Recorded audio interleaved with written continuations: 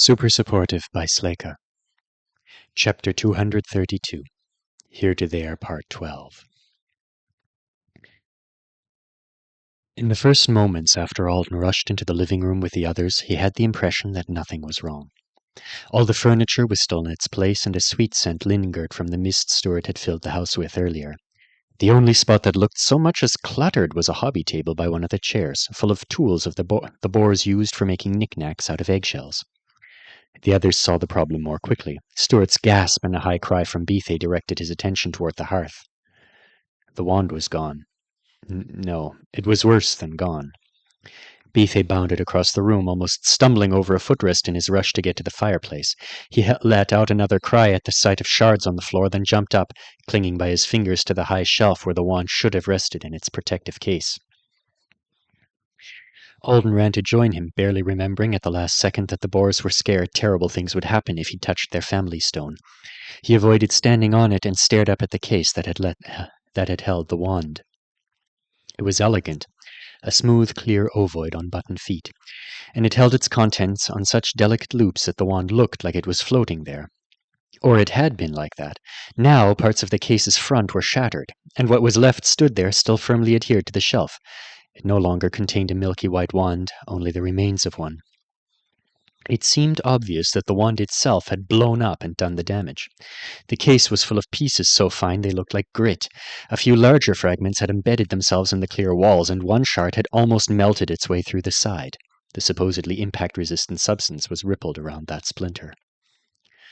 Alden finished seeing it all and had just begun shifting to frantic hypothesizing about how and why this could have happened when Stuart and Beathay started speaking at the same time. "Tassove Kondo is calling me," said Stuart, "so she's not dead. This is ruin. The boars will think it's an omen if they don't take it as a failure. The way it felt, someone did this on purpose.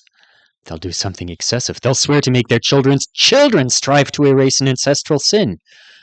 The case wasn't made to protect it from someone attacking it with spells. Why would it be? Everything is ruin. A wizard did this." The quaver in Beathay's voice, the shock in Stuart's, the devastation that would wipe the smiles from every face when the family came back home.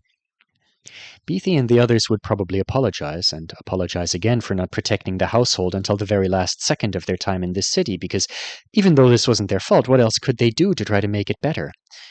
And Uro Boar wouldn't smile with pride every time she lit her candles on this mantle, and Tassove Kondo was calling because she must have felt it, a more permanent severing than she had intended, like losing an Auriad. This was such a cruel turn for so many people. "Everything was fine a few dawns ago." Beathay's feet hit the floor. He brought a hand up to cover his face. "I don't understand how so much has broken so suddenly." "Sometimes it's like that, Beathay. Sometimes the shit just piles on top of us until we're drowning in it." Alden felt sorry for Beathay and the boars. He felt sorry for Stuart, who'd already been tired and worried and was now looking at the broken case like it was the most disappointing thing he'd ever seen. "And we can't fix it. It's not like there's glue for this one." At that thought, inspiration jolted him. It was followed by a flood of excitement, then a dozen questions and details that would have to be figured out. In 5 or so minutes. Less than that. Crap. How long has it already been? "Stuart," he said as his class contact list popped in front of his eyes and he selected Cohn's name with a thought. "Stu, I need to know if I can preserve the pieces of the wand. And, think it through, think faster. This is sort of like someone else's Auriad, but it's destroyed." Stuart looked alarmed, probably because Alden had charged at him and was now yelling in his face. What would happen if the wand, the whole wand, was instantly on Earth instead of here? Would Tassove Constantine... That was not right, but he didn't have time to correct himself. Would it break without her? Why wasn't Cohn answering? "Alden, the wand is already gone," said Stuart. "It can't be more broken than it—" "No, pretend I carried it to Earth and got it fixed suddenly. Would being that far away from the village master damage it again? It would, wouldn't it?" "Yes?" "Then she would need to come with—" "No, that's probably slower. Think about whether or not I can preserve the pieces. Sweep all of them together. All of them! I have to talk to someone, and then you might need to summon him. Sweep! I might know a way to fix it." Alden ran upstairs, an unanalyzed feeling that he should ask this favor in private driving him, even though he was panicking about a notice telling him Cohn wasn't accepting calls right now. It was after midnight on an Essidora. He was most likely asleep. Someone had to wake his ass up as soon as possible, which meant Alden was about to place a very expensive call to Maddie, go get Cone for me. Hello! Maddie was on the narrow sidewalk that ran along what Alden thought of as the back of the garden hall boys' dorm. There wasn't much of a view on that side unless you liked tall hedges and infrequently used Boko courts. You've never called me before. Do you want to play a board game in the common room? Hey, Louisa and Rebecca are still away. Maddie, I need Cone right now. Something important broke. Please. Maddie's brows lifted. Okay. The 2 shopping bags he was holding hit the sidewalk, and in a couple of fluid moves he was hanging onto a third-floor sill, prying the window open and saying, Code Red, Cone! When Alden had decided to call Maddie, he'd assumed he would already be in the apartment he shared with Cone and just run down the hall. But this was equally quick. Standing at the top of the Boar's staircase, Alden could see the park through a window, and at the same time he could hear Cone through his interface, gasping awake in a dark bedroom and exclaiming, Window rolls, Maddie! Tell him to answer my call, it's urgent! He hung up and called Cone again. Forgot to thank Maddie. Cone answered almost at once. He was grabbing a pair of black uniform trousers from the pile of dirty laundry on his desk chair, while Maddie asked what had broken. Alden couldn't see the agility brute at the moment. He pictured him hanging halfway through the window. You need me downstairs right now? Cone said. No. Where are you? I don't recognize that place. For the first time since he'd launched into action, Alden took several luxurious seconds to think. I'm on Artona 1. A wizard's heirloom wand just broke. You might be summoned to fix it if I tell them you can't. Do you want to come try? I'm not the one who broke it, and I won't be in trouble if you say no. One more precious second. The ones who'll summon you are knights, generals. Clear. Necessary info. As little pressure as possible without lying. He hoped he'd done all of that. Take a few seconds, he said, turning to head back down the stairs. Yes or no is fine. He was almost to the living room when Cone, hand on his waistband, still ignoring Maddie's question, said, Yes? Yes? Yeah! He gave Alden a full toothy grin. Sounds fun. He reached for a shirt. Never done a wand before. The reading might take longer. It might not work. A wand? They both ignored Maddie's shout. Got it, said Alden. I'll try to make it happen. Stay on this call with me. The system would block anything Stewart and Beatty said that Cone wasn't supposed to hear. I don't think your plan will work, Stewart said the moment Alden re-entered the room. He was on his knees by the hearth, wiping an ink-stained handkerchief across the floor in hurried circles to pick up any tiny shards. The wand was more than a simple object, and what it was is fading from reality. Fixing it would be I have a classmate with a powerful repair ability. Cone was trying to button his shirt while Maddie thrust a hairbrush toward him. He says he'll come. Can Bethe summon Constantine Roberts of Earth? If he's not here in 30 seconds, you need to pass me every bit of the wand. His skill is limited by time. 1 Mississippi. He realized that was dumb by the time he got to the 4th Mississippi and set a timer. It would be better if Cone made it in time, he added. There weren't enough seconds to explain everything, so it was a relief when Stewart shoved his handkerchief full of glass and wand particles into the case that was now on the floor beside him, and looked up at Bethe, who was rubbing the same kind of fabric square all over the mantel. I don't know if I should, Bethe was saying. Let me take this decision as your votary. Success would relieve the suffering of many people, including your own. Alden's classmate has agreed. I would be summoning him for you already if I had the right. Stewart was on his feet, taking Bethe's handkerchief from him in one breath. Then he was releasing more wand fragments into the case in the next. Cone's shirt was now buttoned. Maddie had swiped one side of his head with the brush. He was asking Cone if the wand belonged to an avowed or to a wizard Alden knew at Matadero. There's something uncommon about this avowed, Bethe said. Alden's eyes flicked from the timer to Bethe's frown. I can't summon him. He's not a Riebit, Alden said, thinking the problem must be that this wasn't enough of an emergency for insta-summoning an adjuster. Cone, tell the Earth system you volunteer for this specific job. That might make it... His service is already assigned to someone else, Bethe said. There's even a note saying not to bother him. Mother's giving me a list of people I can call to ask about it. The timer hit 26 seconds. 27. Bethe and Stewart both looked at Alden. Alden looked at Cone. Cone rolled his eyes at Maddie and snatched the hairbrush. What are they saying? The words started getting cut out. I'm calling my parents, said Stewart. If it's complicated, it's better to let them negotiate with whoever has the right to summon him. Alden, hasn't it been 30 of your seconds? Stewart held out the case full of wand dust. Alden moved to take it, even though he was being stretched between here and Anesidora. It was like Earth had just wrapped its fists around him and challenged this situation he was in, this middle to a... It was like Earth had just wrapped its fists around him and challenged the situation he was in the middle of to a tug of war for his attention. He remembered Lexi telling him to preserve Cohn's front teeth while Stuart placed the wand case into his outstretched hands. It was heavier than Alden had thought it would be, in more ways than one. So he'll receive an invitation and come here to our seminarium just like you do. Then he'll be sent along to join you. Olorn Art had clay on her hands and a pot waiting to find its final form on the table in front of her. He won't be paid because he isn't being summoned to work. He may refuse the invitation or refuse to help with the wand after he accepts the invitation. Of course, I don't see how we could let him go back to Earth without a gift of welcome.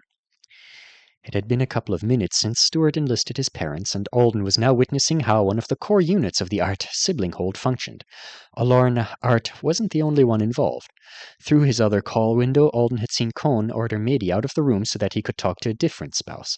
Bethe was hearing from one of them too. Stuart was telling Velm the wand had been broken by a spell based on what they'd felt had to have been broken by a spell based on what they'd felt earlier.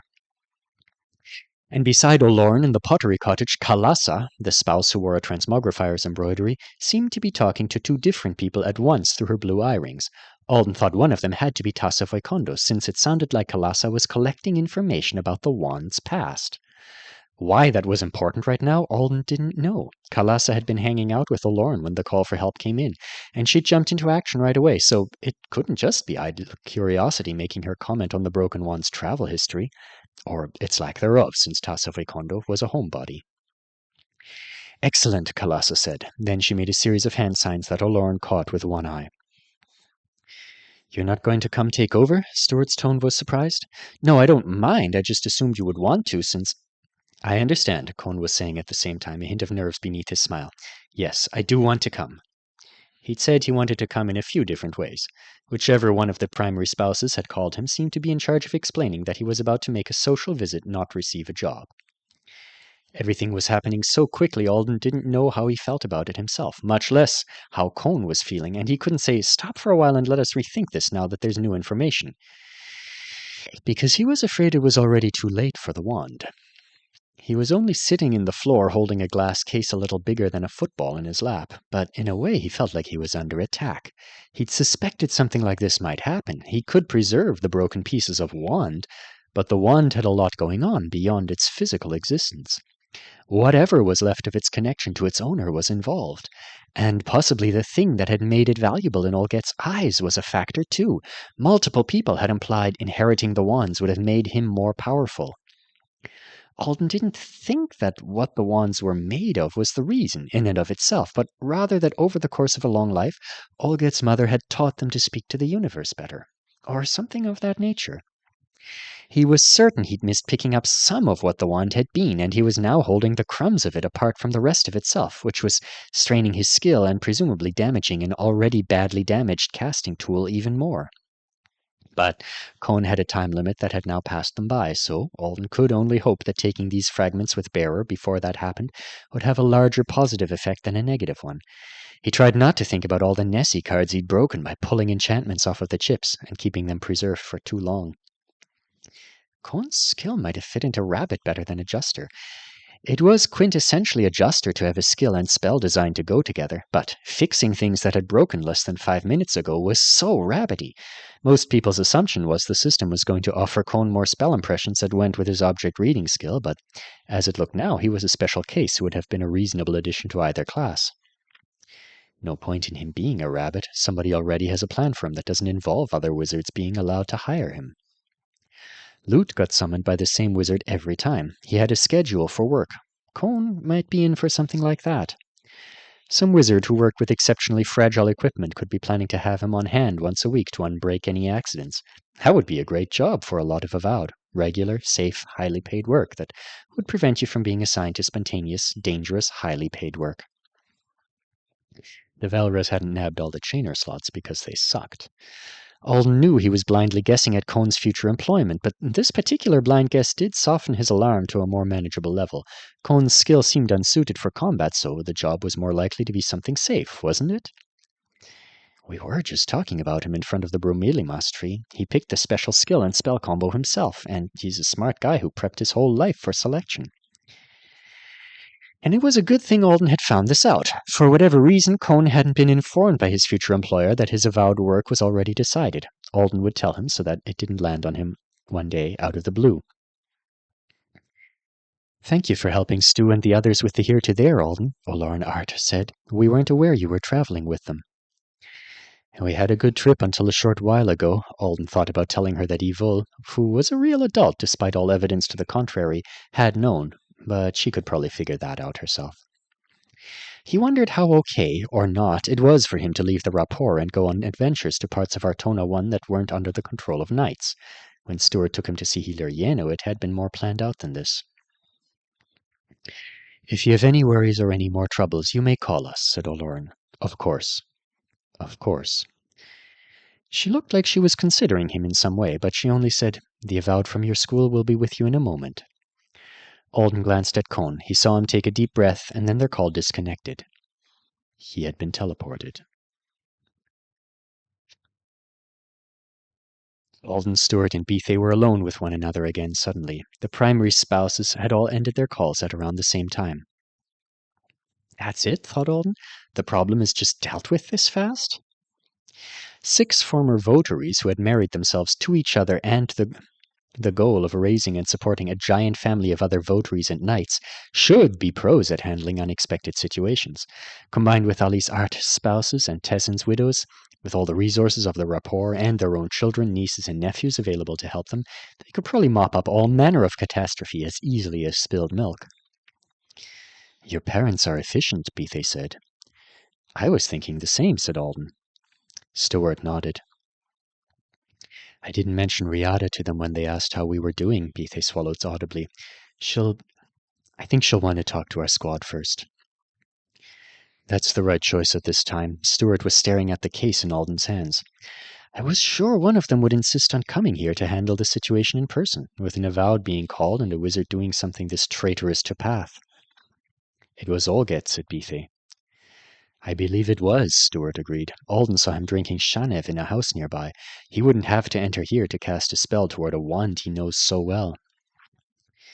Doing this forces his mother to keep the other wand until her death, if she doesn't want to severely weaken her casting. So he'll have more time to persuade her to make him its next owner. And the Boars... If the Boars feel obligated to make up for the loss, they might try to return to the village to support her. "I'm sure she wouldn't let them," Stuart said. "The first thing she asked when she called was if anyone had been hurt by whatever happened to the wand. Very proper of her." "They can't know," Bethe directed the words at Alden. "If the person who's coming can really fix it, we shouldn't let the family learn it was ever broken." Before Alden could agree, Cohn arrived. He appeared right in front of Alden, standing between him and the hearth. His shirt was wrinkled and untucked, and his flip-flops didn't go with the rather dressy black school uniform pants. He was smiling, and he said a formal hello in confident Artonan, but his hands were balled into fists inside his pockets, and his eyes darted between Bethe and Stuart before he looked down to where Alden sat at his feet. "Hey," Alden said in English. "Thanks for coming. Next time I call to ask for a favor, I bet you'll make sure I'm only downstairs before you answer." Cohn's chuckle was a little weak. "Never repaired anything more magical than some right stuff, or maybe that temper sphere you let Heloisa break." "This is significantly more complex and potent than a temper—" "Don't worry," Alden interrupted Stuart. "If you can't fix it, it's our fault for not getting you here on time. Or my fault for screwing up and missing a speck of the wand when I preserved it. It was really nice of you to get up in the middle of the night to come try." "No problem," said Cohn. He licked his lips. I'll sit here in front of you, and you'll pass that glass thing to me. I'll read the broken stuff inside, and I'll return the wand to its former self, if it goes well. Right, that's what we'll do." Alden was glad Cohn was looking only at the remnants of the wand as he sat down. He didn't need to see the anxiety, hope, and doubt the two Artonans were exchanging with each other. "Make sure nothing interrupts him," he messaged Stuart. "He won't have another chance." Stuart hurried toward the front door to lock or guard it. "Ready?" Alden asked. Cohn nodded, and Alden passed him the wand.